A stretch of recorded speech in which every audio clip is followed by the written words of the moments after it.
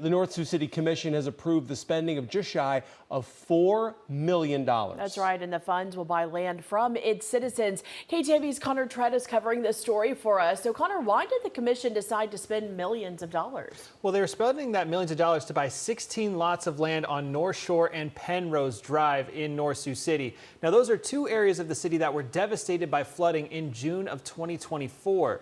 Now, back in October, the City Commission decided to give homeowners affected by the flooding the opportunity to voluntarily opt into the city's land acquisition.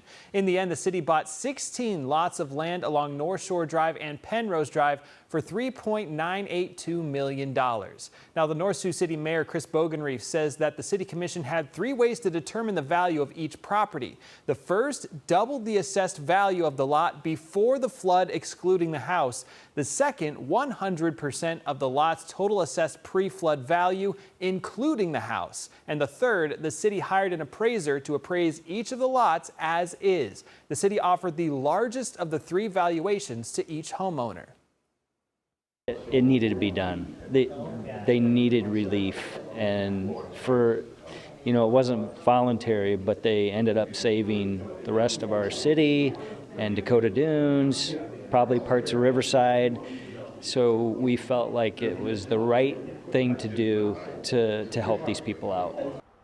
Mayor Bogenreef says that some of the lots the city bought will be used for easements for the North Shore reconstruction project. The city will also stabilize the banks on the lakeside of the lots to prevent erosion and regrade the lots. Some will remain green space for the time being.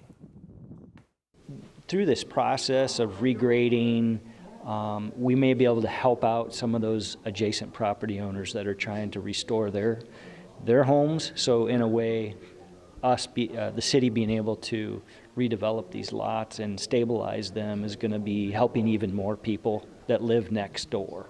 So there's a lot of good that can come out of this. Now, Mayor Bogenreef says that the city included a right of first refusal in each of the purchasing agreements. So if at any point in the next 20 years the city decides to sell those plots of land, the original homeowners will have the first option to buy their lots of land back.